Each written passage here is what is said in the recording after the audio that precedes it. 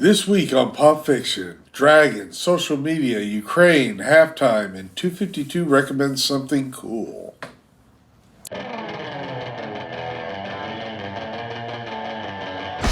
Okay, this is 252 Pop Fiction, where you'll find all the news and reviews in pop culture that's right to type. Today's top story. In a rare journey outside of the capital that emphasizes Moscow's embarrassing retreat from a Ukrainian counteroffensive, Ukrainian President Volodymyr Zelensky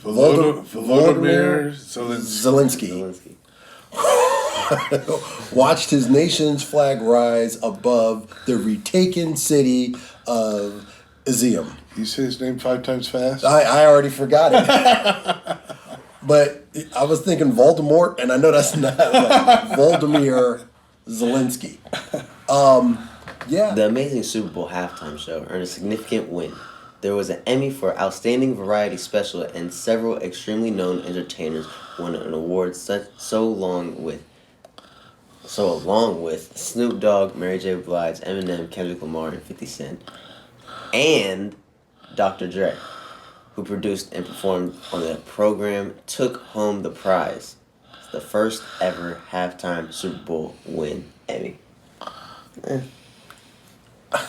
I expect nothing less with that. With those star entertainers. It was so funny because I just was recently I went down the rabbit hole on YouTube, and in the Super Bowl era, they were talking about all the different halftime shows, and they kind of like didn't count all the ones that had like the marching bands and stuff like that, but it was like Super Bowl 23 or something like that was the first one where it was actually like a performance, and it was a dude named Elvis Presto, who was an Elvis impersonator, and he was doing the Elvis songs, but he also did close-up magic in a football stadium. So he was going like, where'd the card go? Where'd it go? Row 35, we see the card.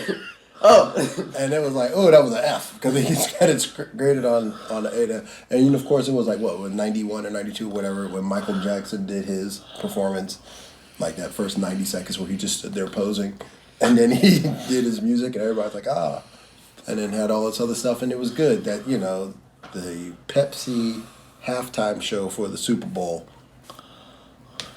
got a nice little Emmy. The nomination was already big. Yeah. So to actually win it, now Dr. Dre got an Emmy. It's got to be huge. Mm-hmm. To go right next to the Source Award. Governor Gavin Newsom of California has signed a law requiring social media transparency that he claims will shield citizens from hateful and misleading content posted on online forums.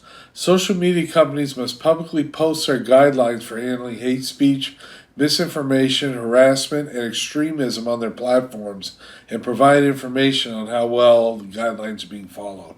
Oh, no. Do you want to get rid of hate speech? I mean, publish the guy who says it, his picture, his real name, and his address. Wow. Hate speech will end. Address seems a little... No. Because that's when you got these little worms picking on people in the basement of their parents' house. Nude Master 37. Yeah, and it's like, what annoys me the most is that son of a bitch would never say that to my face. Of course not. You see what I'm saying? Yeah. I mean, unless he's got you outnumbered. Then it's can you tell us what you just said?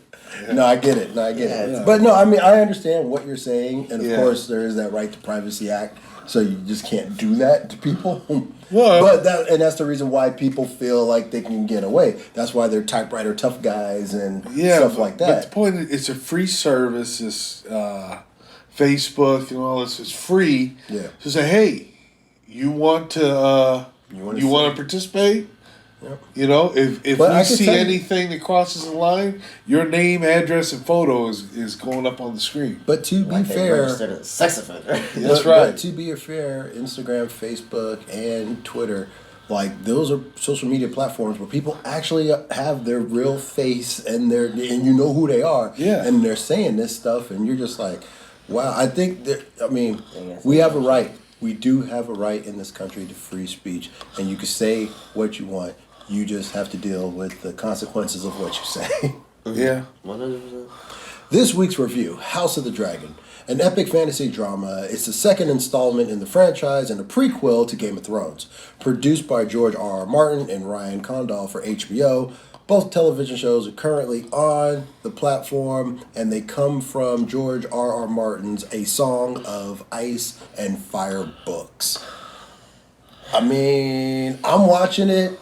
I like it. I see the look on your face. I wish I had more hands. I wish it's good. It's good. Listen, man. Listen, I know for all the people who hey. came that season 8 of Game of Thrones. Even before that, the season before that, it's like everything happened in the last 5 minutes. It was like filler episodes. Yep. Nothing going on in the last 5 minutes. They pack something in. I 100% agree with you. I'm done with that show. I was a fan. I watched it to the end. And yes, I was at the end feeling like I am not happy. Sucks. And I had reservations, apprehensions, whatever you want to say. I had that for the prequel series because prequel series normally don't do well. They bomb. I'm not going to say they bomb, but they don't do well. And some of them that do, even the really good ones, like Better Call Saul. Arguably a very good prequel series. However, at a certain point, you start aging up, and it's like, this doesn't really fit. But so far, so good. I like it. I give it 2 big 52s. Cut that in half. You haven't even watched one episode. I know, I'm not interested. I'm interested. Well, now we go to the recommend. Cobra Kai, Season 5. Back together again, Daniel and Johnny must work as a team to defeat the vile Terry Silver. Silver seeks not to just control of the valley, but worldwide dominance by Cobra Kai. Wow. As a person who's only seen episode 3, I don't want to hear about it. I only watched the first 2 seasons, but I want to catch up.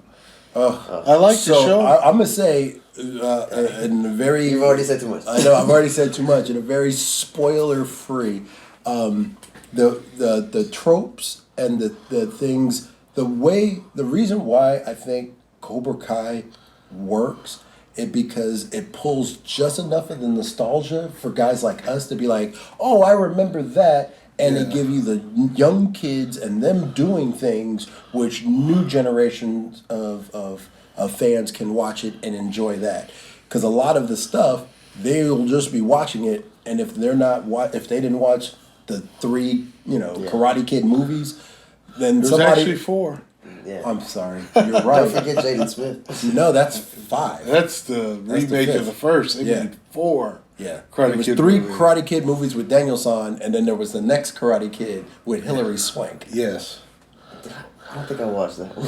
I'm hoping she makes the show. I mean, they got everybody else except for, and I think they're gonna dig up Pat Morita, prop him up, Weekend at Bernie style. I like it.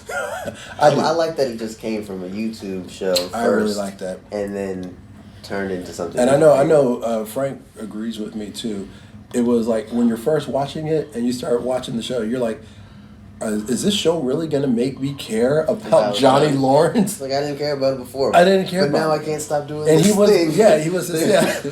I can't stop doing it. I can't stop doing it. I didn't care about you before, but now I can't stop thinking about you.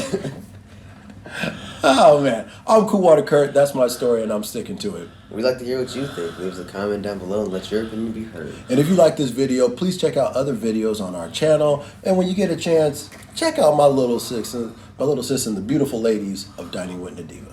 I'm JB. I'd like to give a shout out to my man AM. and Comic Safari. And this is 252 Pop Fiction, where you hear it first. You dropped it. I saw that. I dropped the thing.